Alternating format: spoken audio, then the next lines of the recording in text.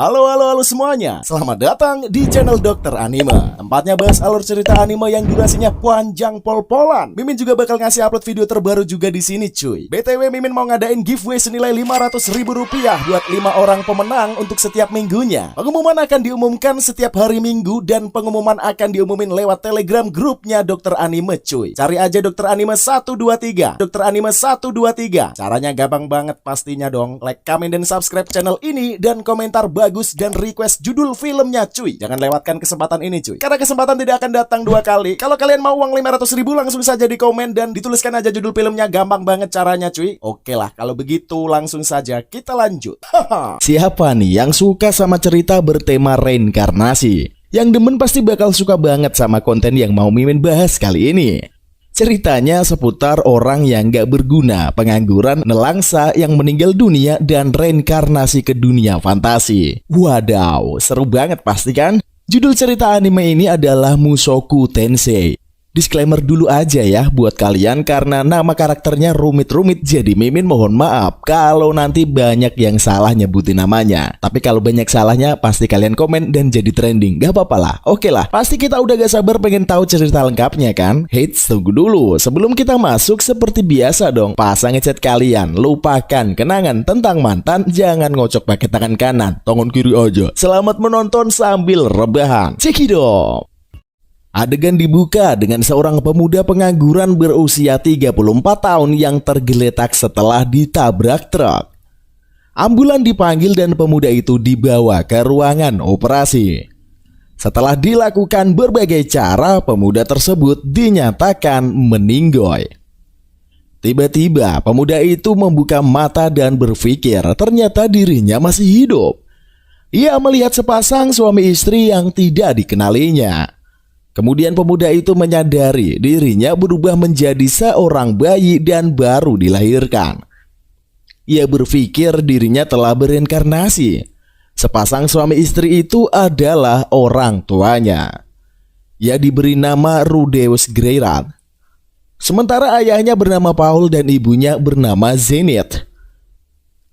Di sana ada seorang wanita yang sepertinya adalah pelayan keluarga itu bernama Lilia.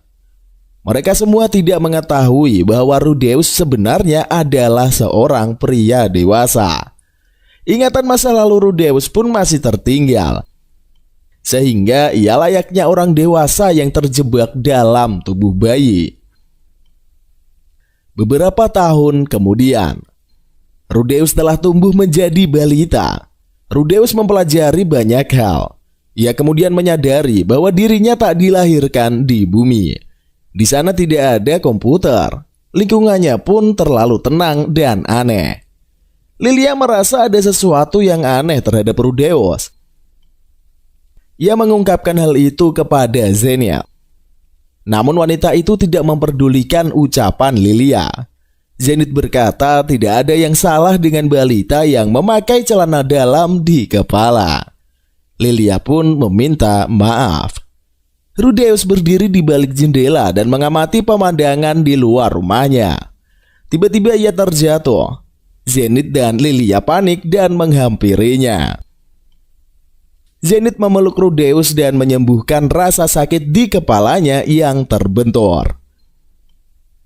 Rudeus pun terkesima. Ternyata Zenith ini menyembuhkan dengan kekuatan mantra yang luar biasa. Rudeus akhirnya memahami bahwa dirinya dilahirkan di dunia sihir. Mengingat masa lalunya ketika menjadi manusia di bumi yang menyedihkan, ia pun bersyukur. Rudeus menemukan sebuah ruangan. Di sana ia melihat sebuah peti kayu. Di dalamnya ia mendapatkan sebuah buku.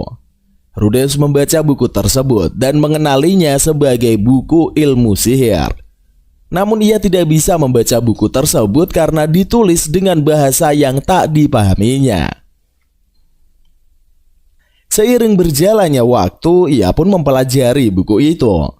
Secara diam-diam ia mempraktekkan salah satu ilmu sihir di dalamnya. Setiap hari Rudeus mengunjungi ruangan itu dan berlatih. Ia mengulurkan tangannya dan merapal mantra yang ada di buku. Sebuah bola air terbentuk di atas tangannya. Bola air tersebut jatuh dan tidak bertahan lama di udara. Ia terkejut dengan kemampuannya. Sebelumnya Rudeus berpikir mantra itu adalah mantra terbang. Rudeus terus melakukan sihir itu berulang-ulang dan mengasah kemampuannya. Ia memikirkan cara untuk menggerakkan bola air tersebut.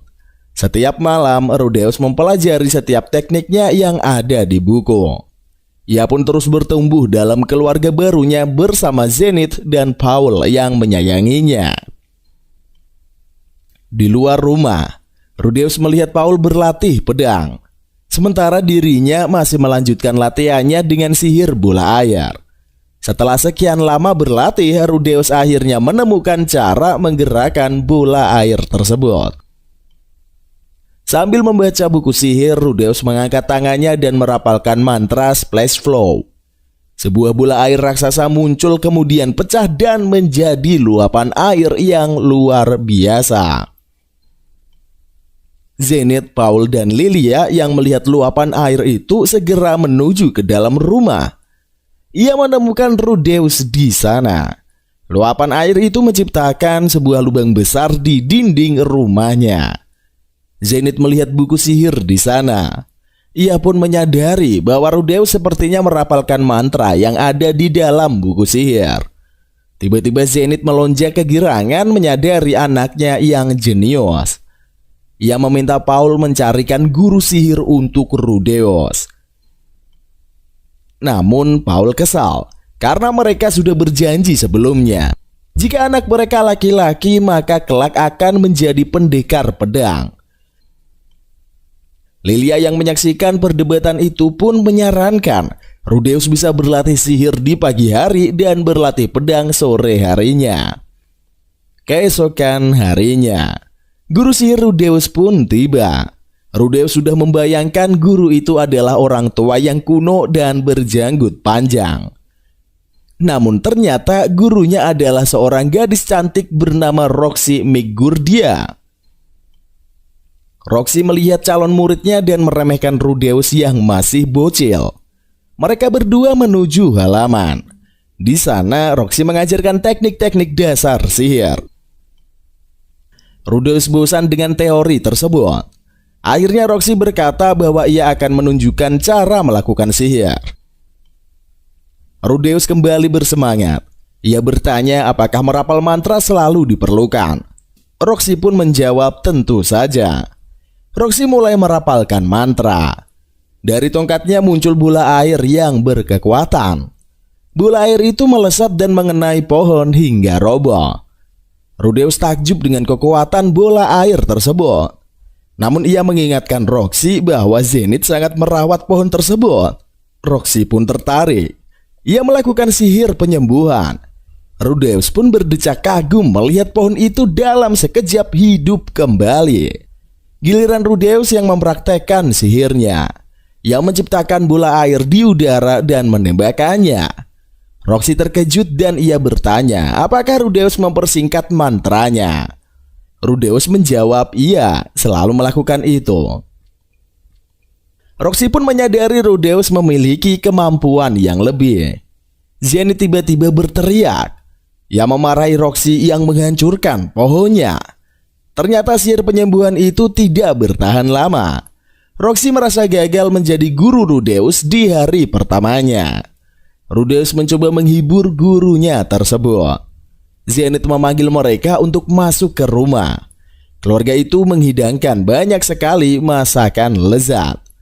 Di meja makan, Rudeus memperhatikan keluarga barunya. Ia merenungkan dua kehidupan yang telah dilaluinya. Ia bertekad akan menjalani kehidupan keduanya ini dengan lebih baik. Kilasan masa lalu Rudeus pun berputar. Ia menyelamatkan remaja yang nyaris tertabrak truk. Sayangnya truk itu berakhir menewaskannya. Di kamar, Rudeus berlatih membuat boneka tanah yang menggunakan sihir untuk meningkatkan kapasitas sihirnya. Sementara itu ia mendengar suara desahan Zenith dan Paul bercinta di kamar. Rudeus menginginkan seorang adik perempuan. Tiba-tiba ia memiliki pikiran nakal. Rudeus berjalan menuju kamar orang tuanya. Ia membuka pintu dan melihat Roxy masturbasi sambil mendengar desahan Paul dan Zenith. Sudah 6 bulan sejak Roxy menjadi guru Rudeus, kini Rudeus bisa menggunakan sihir serangan tingkat menengah dengan mudah. Di malam hari, Roxy mengadakan kelas malam. Gadis itu membacakan teori sihir. Rudeus tidak menyimaknya. Ia malah menatap ke paha Roxy dengan penuh nafsu. Menyadari hal itu, Roxy pun memukul kepala Rudeus. Rudeus mengungkapkan bahwa di dunia ini ternyata ada roh dan iblis. Roxy menjelaskan bahwa dirinya adalah iblis. Ia kemudian bercerita tentang klan iblis support yang mengerikan. 500 tahun yang lalu terjadi perang antara manusia dan iblis. Perang itu dikenal dengan nama Perang Laplace. Di peperangan, klan support membantai semua musuh tanpa pandang bulu. Hal itu mengakibatkan klan support akhirnya dibenci semua ras. Setelah peperangan selesai, klan tersebut dianggap berbahaya kemudian diasingkan. Roxy mengakhiri ceritanya dengan cerita tahayul. Jika seseorang begadang, maka support akan mendatanginya. Sosok dengan rambut hijau zamrud dan permata merah di dahi. Ia mengingatkan jangan pernah melihat permata itu. Rudeus bertanya apa yang dilakukannya jika ia melihat permata tersebut.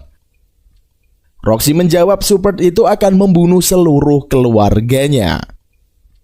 Roxy menunjukkan bahwa rambutnya tidak berwarna sehijau zamrud. Rudeus mengatakan bahwa ia menyukai rambut Roxy. Roxy mengatakan seharusnya Rudeus mengucapkan itu pada gadis yang disukai. Rudeus berkata ia menyukai Roxy. Gadis itu menjawab jika 10 tahun lagi perasaan Rudeus tidak berubah, anak itu boleh mengungkapkannya lagi. Hari-hari pun terus berlanjut.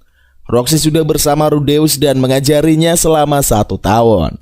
Kemauan si Rudeus mengalami peningkatan yang luar biasa. Paul juga mengajarinya berlatih pedang pada sore harinya. Namun karena masih berumur 4 tahun, kemampuan pedang Rudeus tidak terlalu bagus. Di desa, Roxy membantu menurunkan hujan dengan sihir. Anak-anak bermain. Rudeus melihat 2 orang anak laki-laki. Ia menunduk dan teringat kehidupan sebelumnya ketika ia dibuli. Roxy muncul dan menunjukkan pemandangan desa yang indah. Ia menjelaskan barisan pegunungan itu bernama Pegunungan Naga Merah. Di balik gunung tersebut terdapat sebuah negara bernama Ranoa. Rudeus bertanya apa yang ada di sana. Roxy menjawab negara itu dilalui musim dingin yang berkepanjangan. Roxy memberitahu Rudeus, di sana terdapat Universitas Sihir nomor 1 Ranoa. Ia menyampaikan bahwa Rudeus akan menjadi sangat hebat jika bersekolah di sana. Namun Rudeus trauma dengan sekolah. Ia pun berkata tidak perlu ke Ranoa karena ia memiliki Roxy sebagai guru sihirnya. Rudeus kurang suka mendengar ucapan itu. Ia mengatakan bahwa Rudeus bisa menjadi sesuatu yang melampauinya. Rudeus tidak paham dengan ucapan Roxy. Namun gadis itu berkata bahwa kelak Rudeus akan mengerti. Rudeus masuk ke dalam ruangan. Ia mengulurkan tangannya dan mencoba sihir. Tapi tidak ada yang terjadi. 1,5 tahun kemudian, mereka merayakan ulang tahun Rudeus yang ke-5. Di desa itu terdapat tradisi merayakan ulang tahun per 5 tahun sekali. Di umur yang ke-15 seseorang dikatakan dewasa. Mereka berkumpul di meja makan dan menyantap hidangan lezat. Setelah melakukan atraksi menelan pedang, Paul memberi Rudeus hadiah sebuah pedang. Paul mengatakan Rudeus harus menjaga pedang itu dan menggunakannya untuk melindungi orang yang disayangi. Kelak Rudeus akan menjadi seorang suami dan memiliki istri serta anak. Paul juga menasihati Rudeus meski menggunakan sihir. Ia tidak boleh sombong. Zenith memukul kepala Paul karena ucapannya terlalu panjang. Rudeus menerima hadiah dari ibunya, sebuah buku sihir yang diinginkannya. Kemudian ia meminta sebuah tongkat dengan batu permata merah dari Roxy. Roxy menjelaskan tongkat itu akan berguna meningkatkan kekuatan sihirnya. Rudeus berterima kasih kepada Roxy. Roxy mengatakan bahwa ilmu yang diajarkan tidak banyak lagi.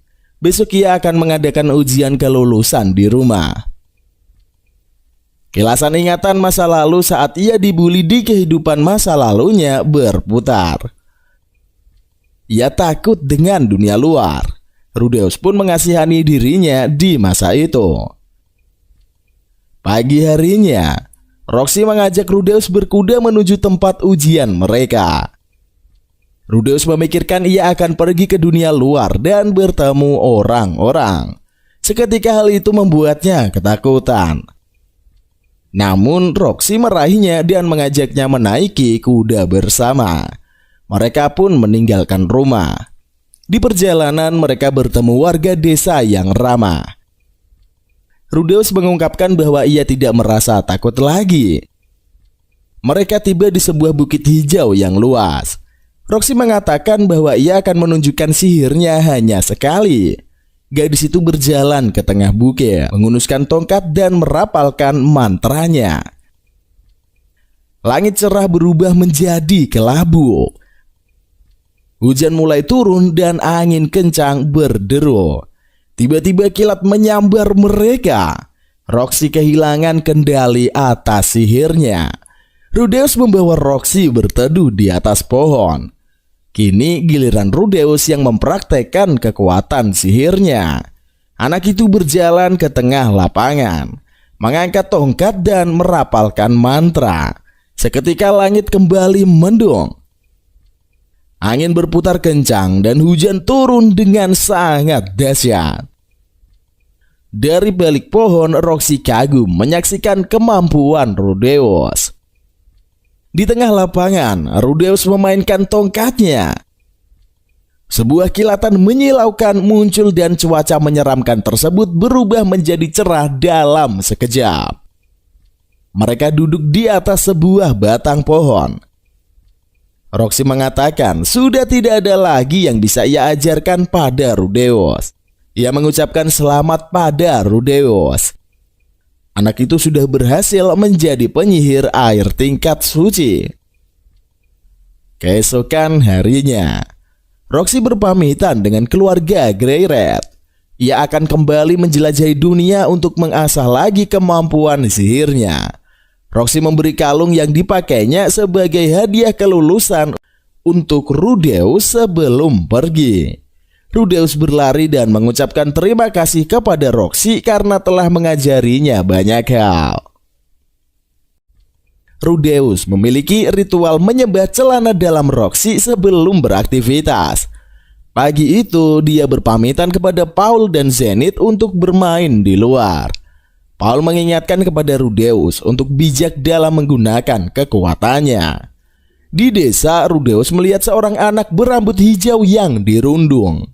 Ia melempar batu dan membuat anak-anak nakal itu pergi. Rudeus berlari menghampiri anak tersebut dan mengecek kondisinya. Rudeus mengetahui nama anak tersebut adalah Sylph. Ia adalah campuran setengah elf dan manusia. Mereka pun berteman. Sylph meminta Rudeus mengajarinya sihir. Mereka pun bermain bersama di bukit dan berlatih sihir sampai sore. Ketika pulang, Paul memarahi Rudeus karena menimpuk seseorang sembarangan.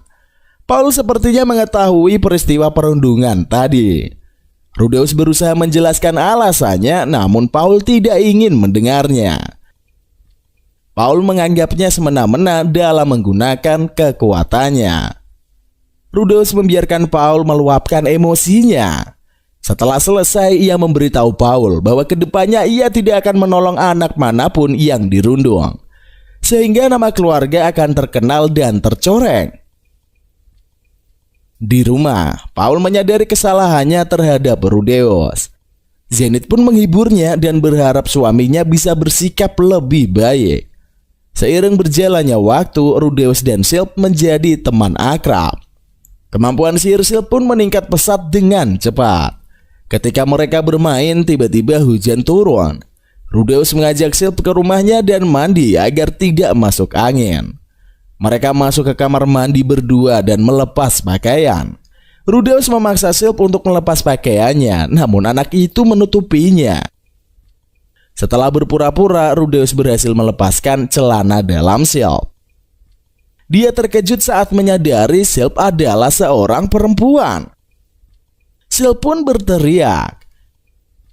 Rudeus mengatakan selama ini dia kira Silp adalah anak laki-laki sepertinya. Paul menyuruh Rudeus meminta maaf pada Silp. Namun gadis itu masih syok dan trauma. Di pagi harinya, Paul mengungkapkan jika Rudeus meminta maaf dengan tulus, Silp pasti akan memaafkannya. Rudeus pun menghampiri Silp yang berdiri di depan rumahnya. Ia meminta maaf kepada Silp dan mereka pun kembali berteman. Rudeus berjanji di kehidupan ini akan menjaga teman barunya tersebut. Pada suatu saat, scene diawali dengan kehamilan Zenith. Rudeus senang akhirnya ia memiliki adik. Di sisi lain, Lilia tiba-tiba berkata ingin mengundurkan diri. Lilia mengungkapkan bahwa ia juga sedang hamil. Namun mereka bingung siapa ayah dari anak yang dikandung Lilia. Rudeus pun menyadari bahwa Paul lah yang menghamili Lilia. Paul pun mengakui hal tersebut. Ia meminta maaf kepada Zenith. Zenith bertanya kepada Lilia apa yang dilakukan selanjutnya setelah mengundurkan diri. Lilia membalas bahwa ia kembali ke kampung halamannya. Kurang lebih memakan waktu 1 bulan untuk perjalanan dengan kuda. Rudeus teringat kebaikan yang dilakukan Lilia. Salah satunya merahasiakan celana dalam Roxy yang dicurinya. Ia menjelaskan bahwa dalam situasi tersebut Lilia tidaklah salah. Ia mengarang cerita bahwa Paul yang memperkaosnya. Rudeus meminta Zenith untuk membiarkan Lilia tetap di rumah. Ia mengungkapkan bahwa ia senang memiliki Silp sebagai teman. Dan akan lebih senang lagi jika ia bisa memiliki 2 adik secara bersamaan. Rudeus menjelaskan rintangan yang dilalui Lilia jika menempuh perjalanan itu dalam kondisi sebulan. Setelah mempertimbangkan penjelasan Rudeus, Zenith pun membiarkan tetap tinggal di rumahnya. Lilia berterima kasih. Ia berjanji kelak jika anaknya lahir akan memberinya tugas untuk menjaga Rudeus seumur hidupnya. Lilia teringat kilasan masa lalu. Sejak awal sebenarnya ia takut dengan Rudeus. Lilia menganggap Rudeus adalah bayi mesum. Namun di masa kini Rudeus ternyata membela dan menyelamatkannya. Lilia menutupi kebenaran bahwa sebenarnya ialah yang menggoda Paul di rumah. Setiap malam ia tergoda mendengar suara Paul dan Zenith bercinta. Ia sudah berusaha menahannya, namun nafsu itu tak tertahankan. Ia pun akhirnya mengkhianati Zenith. Beberapa bulan kemudian, kedua adik Rudeus pun lahir. Rudeus mengatakan ia ingin menjadi seorang kakak yang membanggakan. Ia mengetahui masa lalu Zenith, Lilia, serta Paul. Rudeus tidak menyangka bahwa Paul adalah lelaki bejat. Namun anehnya Rudeus merasa sangat cocok dengan Paul. Mungkin karena di kehidupan sebelumnya ia juga seorang pecundang. Rudeus mengasah kemampuan pedangnya bersama Paul setiap hari. Meski jengkel, ia selalu mengakui kehebatan ayahnya. Paul menguasai semua ilmu pedang. Paul menjelaskan bahwa Rudeus harus bersekolah. Namun trauma masa lalunya membuat Rudeus enggak bersekolah. Paul menggoda Rudeus di sekolah. Ia akan bertemu gadis-gadis cantik. Saat itu Silp pun muncul. Paul mengetahui Rudeus menyukai Silp. Ia mengatakan gadis itu kelak akan menjadi sangat cantik. Rudeus pergi ke bukit bersama Silp. Ia memikirkan kemampuan Silp. Gadis itu pasti akan cepat melampauinya.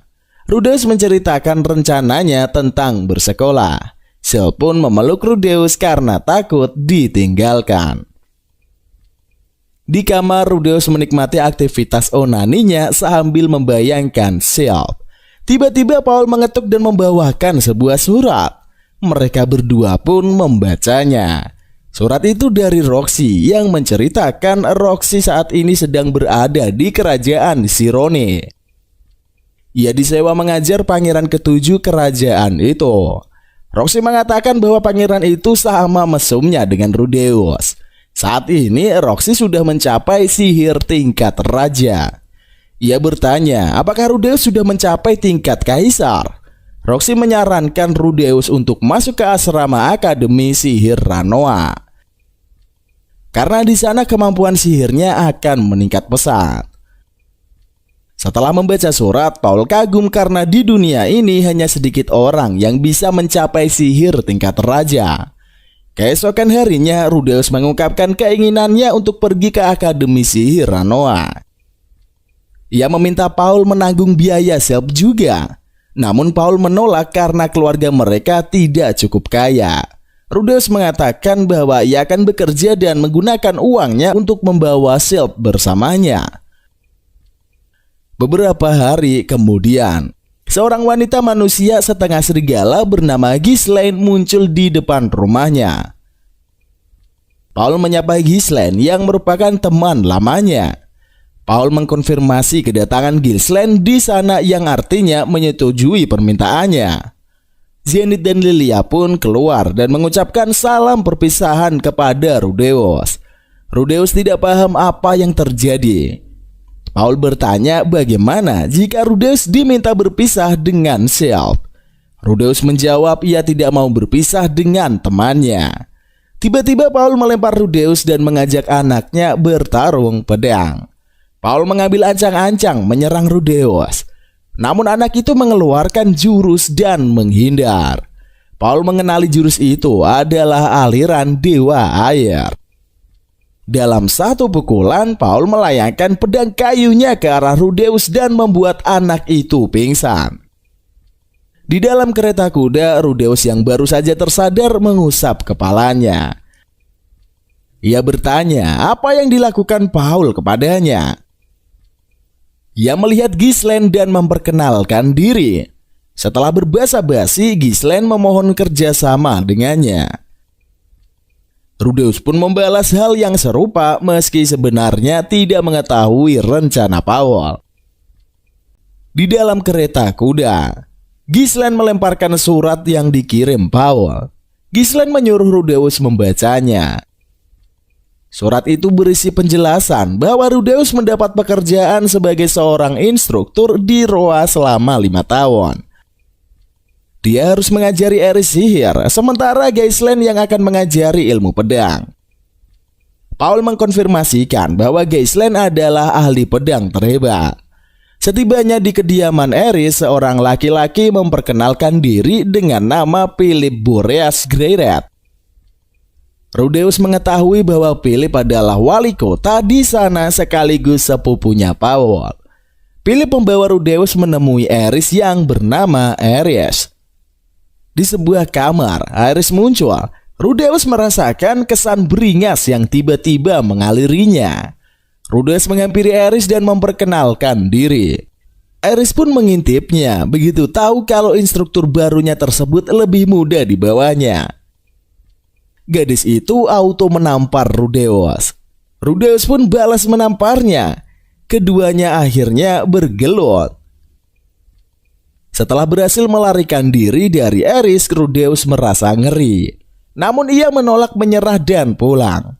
Paul pasti akan menertawakannya. Bagaimanapun ia harus mendapatkan pekerjaan agar Silk bisa ikut bersamanya. Rudeus pun menyusun skenario. Di malam harinya, Rudeus dan Eris disekap di sebuah ruangan yang kotor dan gelap. Rudeus berkata jika ia bisa menggunakan sihir, maka mereka bisa dengan mudah melepaskan ikatan tali di tangan. Ia pun mempraktekkan hal tersebut. Eris masih keras kepala dan meremehkan Rudeus. Seorang pria besar tiba-tiba membuka pintu dan mengajarnya. Eris memarahi pria itu. Namun pria tersebut menghajar Eris hingga babak belur.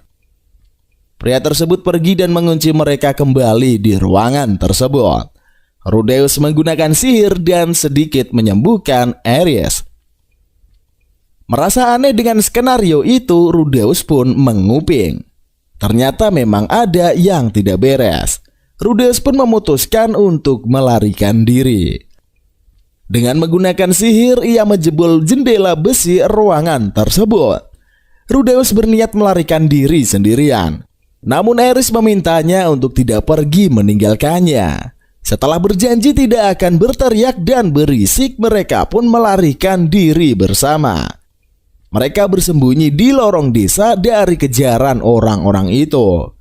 Rudeus menggunakan sihir penyembuhan. Ares sepenuhnya pulih. Rudeus mengatakan bahwa mereka bisa berpisah di sini. Ares yang awalnya sombong tiba-tiba ciut. Ia pun mengekor Rudeus dan mengatakan akan menepati janjinya. Mereka menumpang kereta kuda dan tiba di desa Roa. Rudeus berpikir mereka telah aman. Pelayan rumah Ares pun muncul. Rudeus berlari dan merasa lega. Ares yang berjalan di belakangnya tiba-tiba menjerit. Rudeus pun menyadari mereka dijebak. Segerombolan orang-orang yang menyekap mereka pun muncul. Orang-orang itu menyerang Rudeus. Ia kemudian mengetahui bahwa mereka adalah mantan instruktur Ares.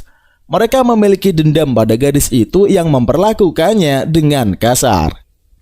Rudeus bertarung menggunakan sihir. Pelayan rumah yang menyadari kekuatan Rudeus cukup lumayan.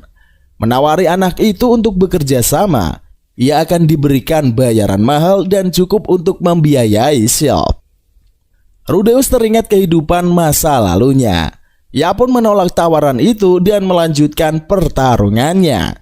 Rudeus melompat dan melemparkan serangan bertubi-tubi. Ia berhasil merebut Ares dari mereka. Namun kekuatannya mulai habis. Tiba-tiba Ghislaine muncul dan menghabisi mereka semua. Keesokan harinya, Ghislaine menyerahkan pelayan itu kepada Philip. Ares akhirnya menerima Rudeus sebagai instrukturnya. Rudeus meminta maaf kepada Philip karena skenarionya berubah menjadi penculikan. Ayah Philip muncul dan memperkenalkan diri dengan nama Sauros Boreas Greirat. Sauros meminta Rudeus mengajarkan sihir kepada Ares. Ares muncul setelah dipanggil Sauros. Sauros menyuruh Ares memohon dengan imut agar Rudeus mengajarinya sihir. Keesokan harinya, Rudeus mencari Ares karena mereka harus mulai berlatih. Ia menemukan gadis itu tertidur di kandang kuda. Pikiran nakal muncul dari Rudeus. Ia meraba paha Ares dan tiba-tiba Ares terbangun dan meninjunya. Di sebuah ruangan, Ares, Ghislaine, dan Rudeus berkumpul dan mulai belajar. Ghislaine menceritakan masa lalunya yang kesulitan berhitung. Ia memohon agar Rudeus juga mengajarinya. Setelah itu mereka berlatih pedang. Ares terlihat lebih jago menggunakan pedang dibanding Rudeus. Keesokan harinya, mereka kembali belajar. Rudeus mengajak Ares dan Ghislaine ke pasar.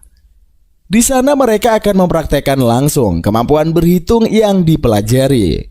Mereka bertiga sibuk membeli, menawar, membagi, dan mengalihkan harga barang dibeli. Sementara Rudeus bertindak sebagai instruktur yang mengoreksi. Saat mulai sore, Rudeus terkejut ketika sebuah bayangan gelap melewatinya di angkasa. Ghislaine bertanya apakah itu pertama kali Rudeus melihat Raide. Ghislaine menjelaskan bahwa Raide adalah benteng terbang Raja Naga Zirah Perugios. Rudeus tidak mengerti apa arti dari Perugios. Ghislaine menjelaskan Perugios adalah satu dari 3 pahlawan yang mengalahkan Dewa Iblis Laplace. Rudeus masih tidak memahami apa itu Laplace. Ares menjawab Laplace adalah orang jahat yang menghancurkan manusia. Samar-samar Rudeus teringat nama-nama itu di buku yang dibacakan Zenith dan Paul dulu. Selama ini Rudeus mengira itu hanyalah dongeng. Rudeus menatap Raide dengan kagum. Ia berharap bisa mengunjungi tempat itu suatu hari. Esok harinya Rudeus mengadakan tes. Aries dan Ghislaine sudah jauh lebih pandai dalam berhitung. Sebagai hadiah, Aries memberi ramuan yang dilihat Rudeus di pasar. Aries penasaran dan bertanya tentang ramuan tersebut. Rudeus tidak mungkin menjawab bahwa itu adalah obat kuat. Ia mengalihkan pembicaraan dan mengumumkan tes di hari berikutnya akan lebih sulit. Namun hal itu tidak berhasil. Rudeus berusaha melarikan diri dan mengakibatkan obat kuat itu pecah. Ia meratapi botol tersebut dan tanpa sengaja mengatakan obat kuat. Namun Aries dan Ghislaine ternyata masih tidak memahami apa yang dimaksud obat kuat. Musim dingin tiba. Aries dan Ghislaine berlatih pedang di halaman. Ghislaine memuji kemampuan pedang gadis itu. Rudeus menunjuk dirinya meminta penilaian. Ghislaine jelas menganggap kemampuan Aries jauh lebih hebat. Di kamar, seorang wanita bernama Edna Laylon mengetuk pintu. Rudeus mempersilahkan wanita itu masuk. Wanita itu memberitahu Rudeus tidak lama lagi Aries akan berulang tahun. Mereka akan mengadakan pesta. Di sana Aries diharuskan berdansa. Edna Laylon meminta waktu di sela-sela jam pelajaran Rudeus. Ia perlu membawa Aries pergi dan mengajari gadis itu untuk berdansa. Rudeus mempersilahkan hal tersebut. Keesokan harinya, karena Aries sedang berlatih dansa, ia memiliki waktu luang untuk mengunjungi perpustakaan. Ia meraih sebuah buku. Di sana ia bertemu Philip. Rudeus mengungkapkan keinginannya untuk belajar bahasa lain. Rudeus membuka buku tersebut dan tertarik dengan bahasa dewa binatang. Ia pun membawa buku tersebut ke kamar dan mempelajarinya. Rudeus menulis surat dan menceritakan kegiatannya kepada Roxy. Di luar kamar, Rudeus mendengar suara langkah berlari. Ia membuka pintu dan menemukan Edna. Edna bercerita, Aries tidak bisa berdansa. Padahal dansa adalah sesuatu yang penting dan harus dilakukannya di pesta. Edna pun meminta bantuan Rudeus agar membujuk Aries. Rudeus menemukan Edna di atas tumpukan jerami. Gadis itu berkata ia tidak membutuhkan dansa. Rudeus menceritakan dirinya yang sedang mempelajari bahasa dewa binatang yang sulit. Meski demikian, Rudeus tetap berniat menguasai bahasa tersebut. Rudeus bertanya apakah Aries mau berlatih dansa sekali lagi. Aries bertanya dan menyuruh Rudeus untuk mengikutinya. Mereka berlatih dansa bersama. Namun ternyata gerakan Aries terlalu cepat. Rudeus kesulitan mengikutinya. Hari demi hari berganti. Rudeus masih berkutat dengan bahasa dunia hewan. Ia meminta bantuan Ghislaine mengajarinya. Aries pun mulai giat berlatih dansa. Suatu hari ia mendapatkan surat balasan dari Roxy. Roxy kagum bahwa saat ini Rudeus menjadi seorang instruktur. Di surat sebelumnya, Rudeus sempat menceritakan keinginannya untuk belajar bahasa iblis. Roxy pun membuat sebuah kamus agar Rudeus bisa sedikit terbantu. Di dalam surat itu, Roxy menceritakan Pangeran Ketujuh Sirone memamerkan sebuah patung yang mirip dengan dirinya. Rudeus teringat beberapa hari yang lalu, ia sempat menjual sebuah patung. Ia tidak menyangka patung tersebut bisa sampai ke sana. Rudeus pun membuka kamus dan kagum melihat hasil tulisan Roxy. Di hari berikutnya, Rudeus membantu Roxy berlatih dansa. Edna memuji kemampuan gadis itu yang sudah lebih baik. Hari ulang tahun Aries pun tiba. Pesta digelar dengan megah. Para pangeran dari seluruh penjuru menyapa dan mengucapkan selamat. Dari kejauhan, Edna dan Rudeus memperhatikan Aries dengan khawatir. Acara puncak pun tiba. Kakek Aries mengumumkan kepada seluruh pangeran yang berjiwa berani untuk mengajak cucunya berdansa. Seorang lelaki maju dan menawarkan ajakan dansa kepada Aries.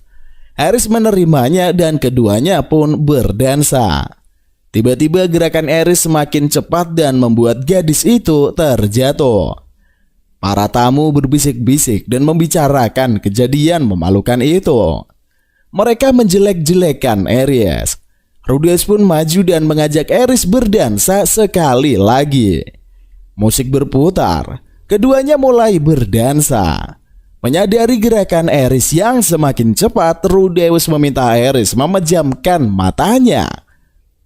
Ia merapal mantra dan akan membuat gadis itu berdansa dengan hebat. Aries melakukan yang diperintahkan Rudeus. Keduanya pun berdansa dengan sangat sempurna. Esok harinya, Rudeus berjalan-jalan. Ia melihat menara dan pergi ke sana. Tiba-tiba ia mendengar suara desahan. Di sana ia melihat Sauros bercinta dengan salah satu pelayan. Menyadari keberadaan Rudeus, Sauros memanggil anak itu. Mereka berdiri di balik jendela menara. Sauros memberitahu benda bulat berwarna hitam yang mengambang di udara. Sauros menyimpulkan benda tersebut sebagai benda jahat. Rudeus bertanya, mengapa demikian? Pria tua itu pun menjawab, karena akan lebih mudah menganggapnya seperti itu. Sungguh membagongkan. Rudeus mengingat kehidupan lamanya. Dahulu ia tidak suka belajar bahasa Inggris. Namun di kehidupan keduanya ia sangat menyukai mempelajari berbagai bahasa. Bahkan Gaisland memujinya karena dalam 2 tahun ia berhasil menguasai 3 bahasa. Di atas langit bulatan hitam itu semakin besar. Diam-diam Rudeus memperhatikan orang-orang yang sibuk mempersiapkan sesuatu.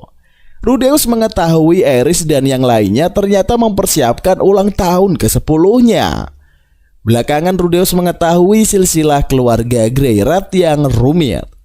Ulang tahunnya tidak semestinya dirayakan. Ia pun berpikir akan berpura-pura menangis di acara. Hari ulang tahunnya pun tiba. Semua orang berkumpul. Seperti rencana awal, Rudeus pun berpura-pura untuk terharu. Sambil menangis, ia mengungkapkan ketakutannya kalau orang-orang di sana tidak ada yang menerimanya. Sauros terharu. Ia kesal dengan kerumitan silsilah keluarga Greyrat. Sebelumnya Sauros mengacau. Philip menyeret pria tua itu keluar pesta.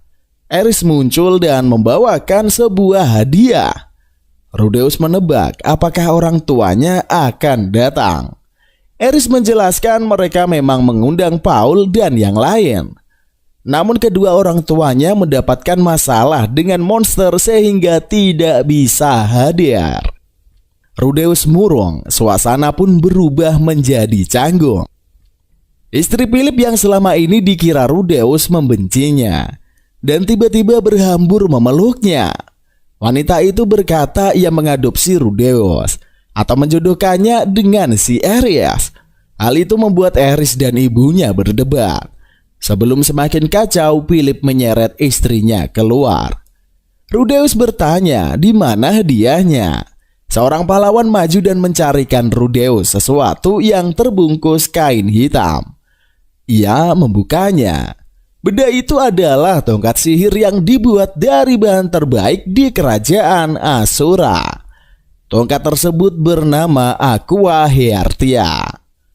Aries senang melihat Rudeus menyukai hadiahnya, karena Rudeus seorang penyihir yang sudah seharusnya anak itu memiliki sebuah tongkat. Pesta pun kembali berlanjut. Setelah larut, Aries tertidur dan Gaisland membawa gadis itu ke kamar. Sementara itu Rudeus dan Philip minum berdua. Philip menjelaskan dahulu Aries memiliki seorang kakak dan adik laki-laki. Namun setelah mereka lahir, Philip kalah sengketa. Kedua saudara laki-lakinya itu pun dibawa kakaknya ke ibu kota. Ia menjelaskan semua laki-laki penerus Boreas harus dibesarkan oleh kepala keluarga.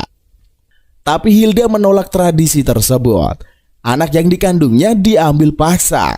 Rudeus pun memahami kenapa Hilda selama ini selalu terlihat membencinya. Philip bertanya apakah Rudeus benar-benar tidak ingin menikahi Aries dan mengambil alih keluarga Boreas.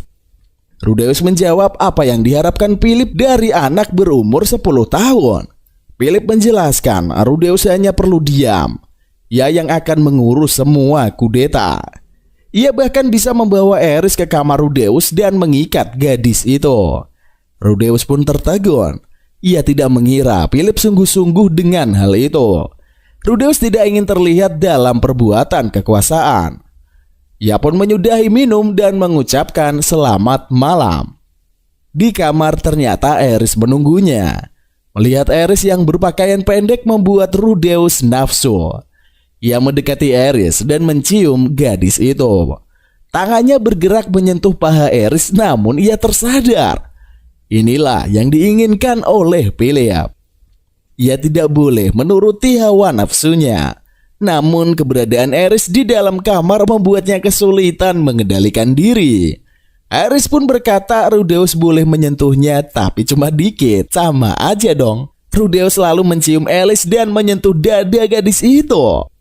Ia melepas pakaian dan akan meniduri Aerys. Tiba-tiba Aerys menampar Rudeus dan menendangnya. Ia memperingatkan Rudeus hanya boleh menyentuh sedikit aja. Rudeus pun meminta maaf. Aerys memaafkan anak itu karena hari ini masih ulang tahunnya. Aerys meminta Rudeus menunggu 5 tahun lagi. Rudeus pun kegirangan. Ia berjanji akan menahan dirinya hingga usianya 15 tahun. Tapi tiba-tiba ia teringat Sylp. Di dalam hutan, Paul yang dalam perjalanan menuju acara ulang tahun Rudeus bertarung melawan segerombolan monster. Di rumah keluarga Greyrat, Sylp berkunjung. Ia menyapa Norn dan Aisha. Sylp meminta tolong kepada Lilia untuk menyampaikan hadiahnya pada Rudeus. Sylp bertanya apa yang diberikan oleh Lilia. Ia menunjukkan sebuah kotak kayu dan berkata itu adalah sesuatu yang sangat dihargai Rudeus. Sylp mengobrol dengan Aisha. Zenith berkata andai Sylp memiliki permata di dahinya, gadis itu akan terlihat seperti super. Tidak lama kemudian, Paul pulang dan menggendong Norn. Ia berkata belakangan ini monster-monster sering bermunculan. Di kerajaan Siron, si pangeran ketujuh mengigau. Ia berkata tidak peduli dengan belajar dan menyuruh Roxy malah telanjang. Roxy berdiri di luar. Di kejauhan ia melihat langit kerajaan Asura yang terlihat aneh.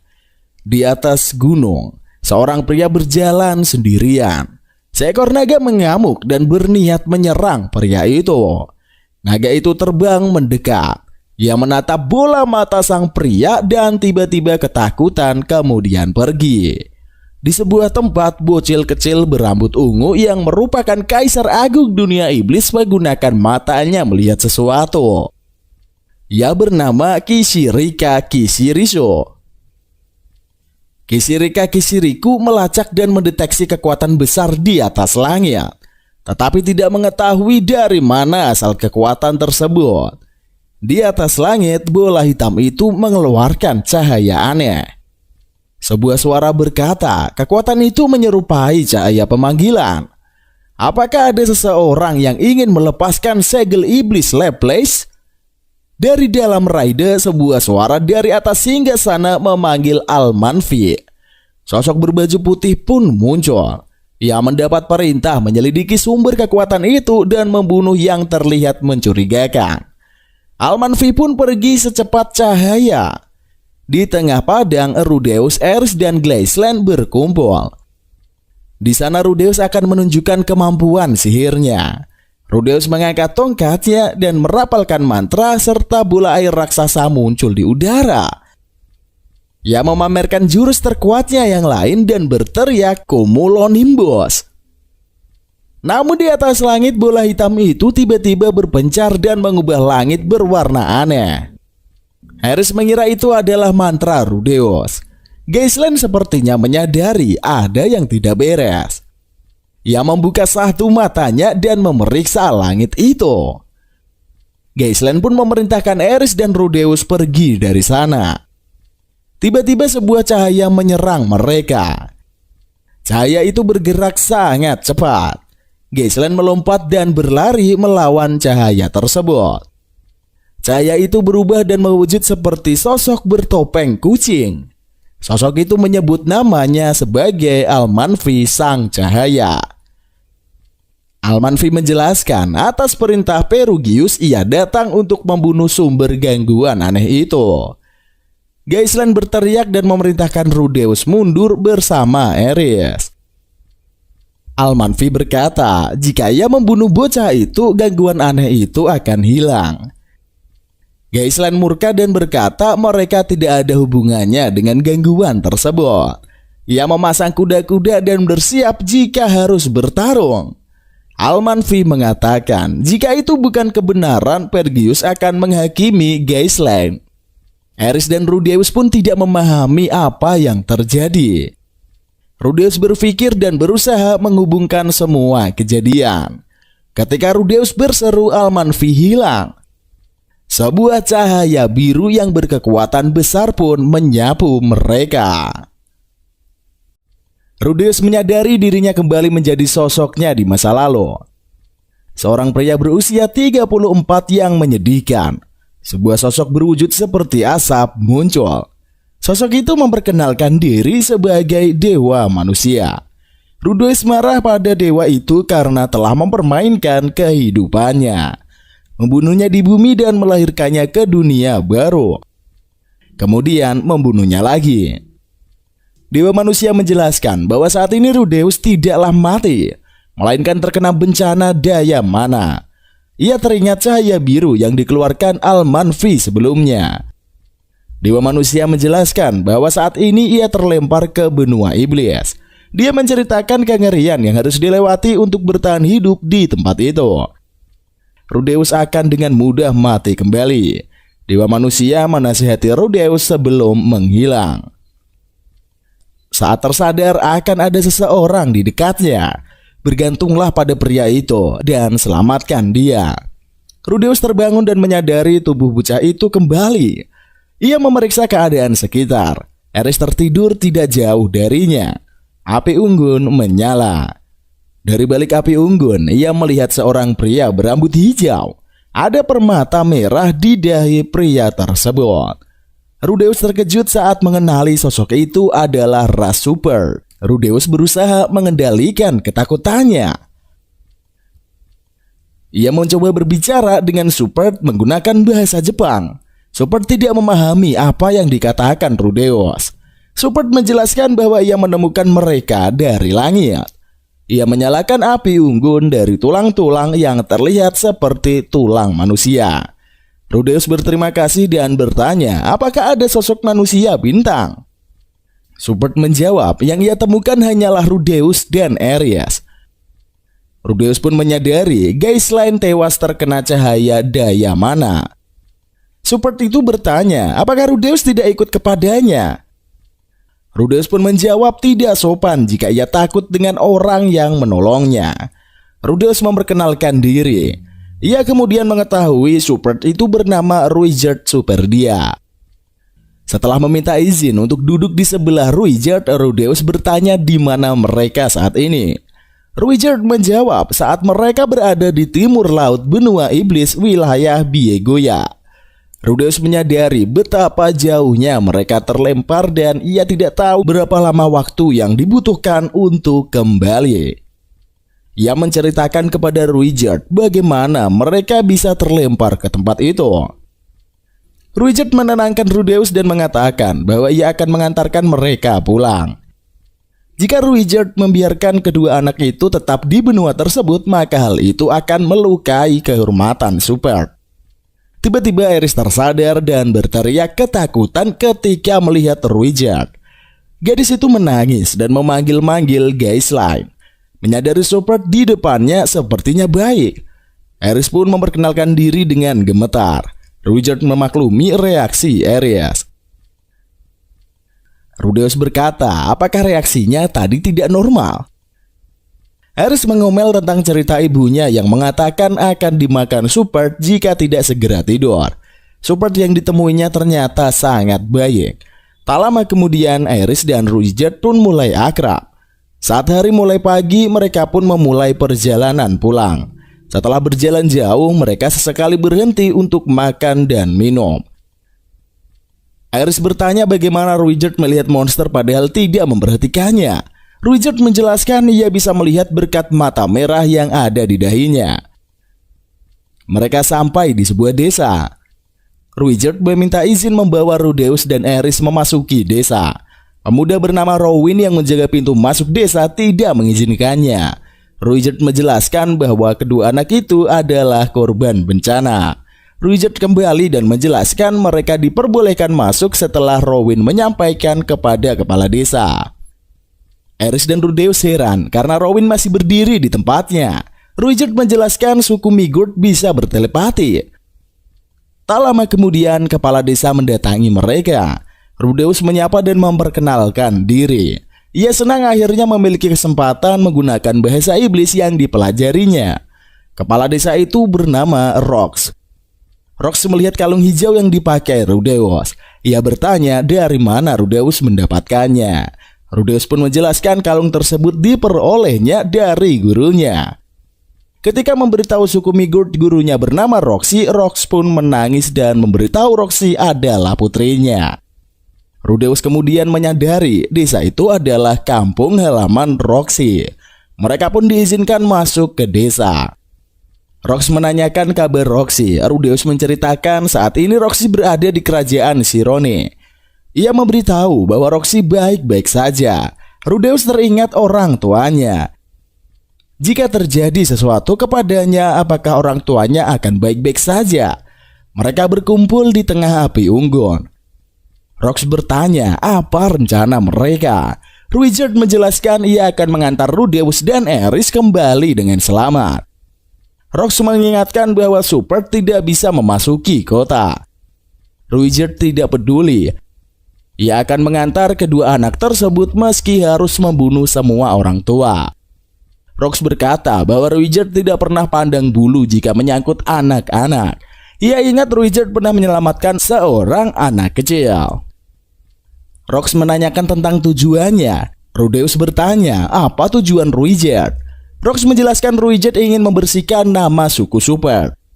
Rudeus prihatin saat menyadari hal itu mustahil. Rumor telah menyebar ke seluruh dunia. Rudeus bertanya terkait kebenaran Super yang membunuh tanpa pandang bulu. Mendengar pertanyaan itu, Ruijerd murka. Ia mengatakan bahwa hal tersebut adalah konspirasi Laplace.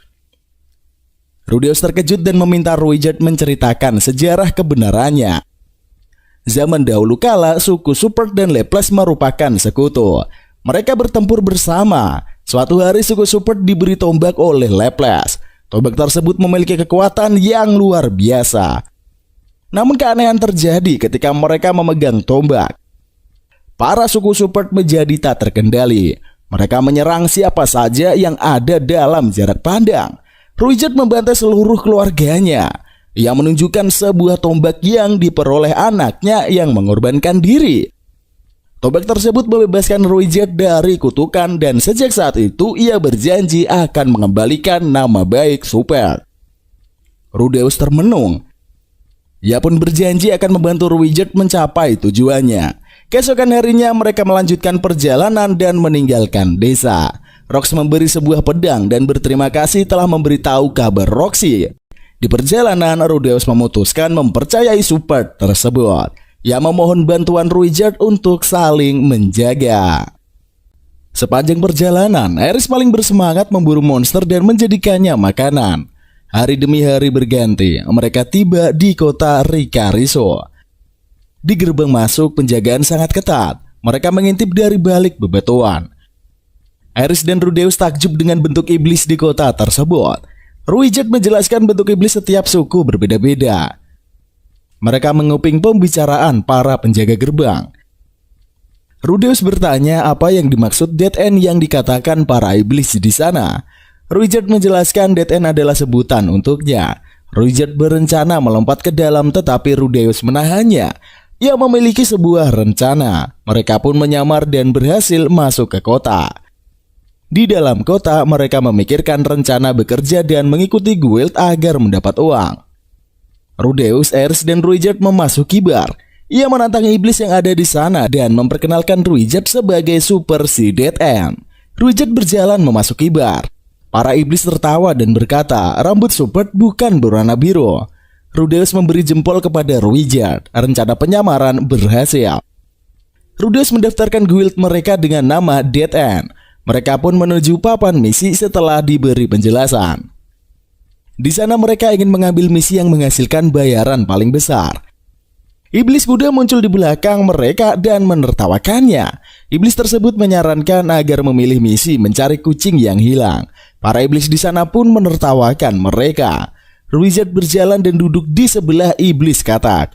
Ia menatap iblis tersebut tajam.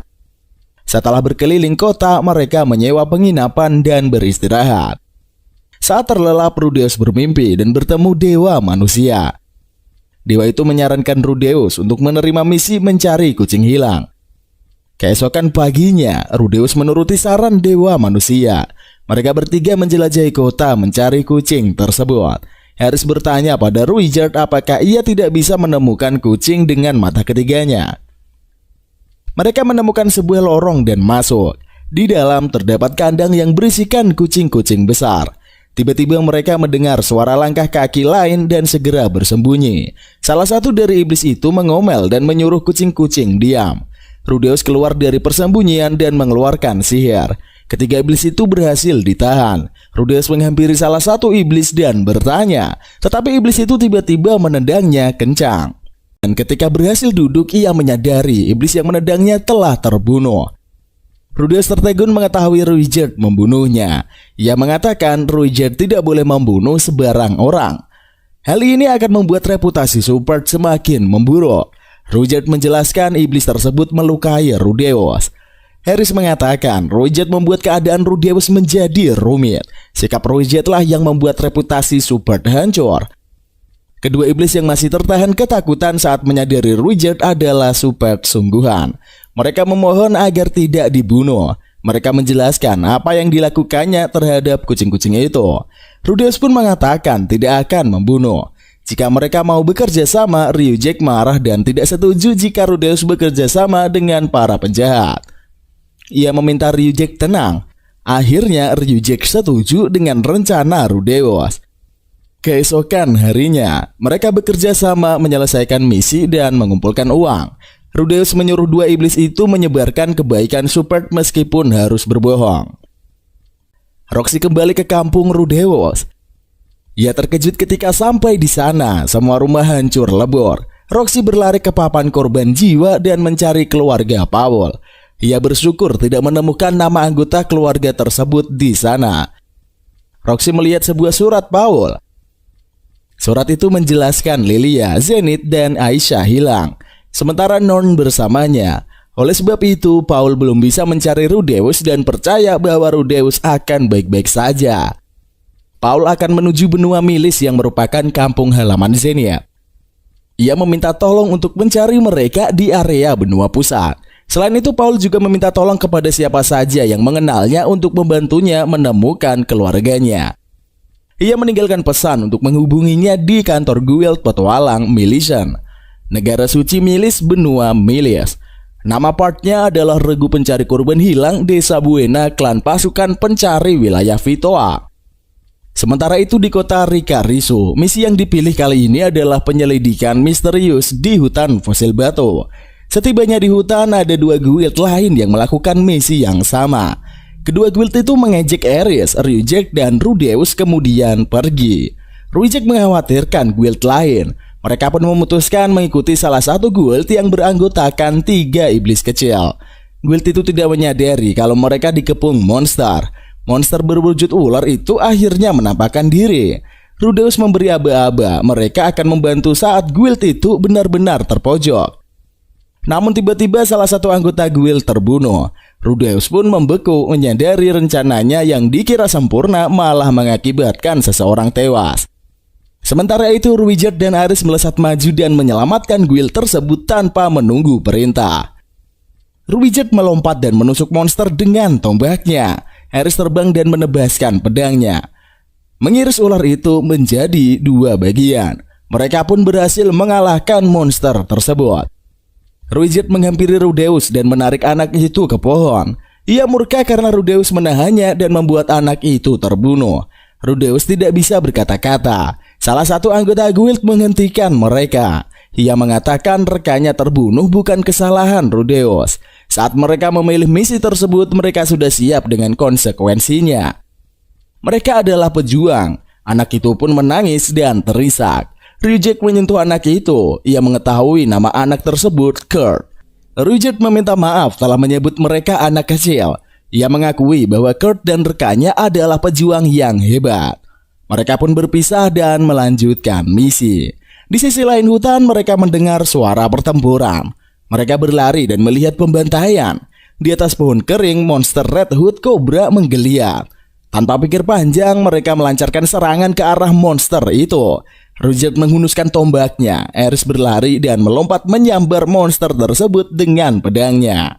Rudeus menyerang monster itu dengan sihirnya, namun serangannya tidak cukup kuat. Tiba-tiba Ruijerd melesat ke depannya, menghadang monster tersebut.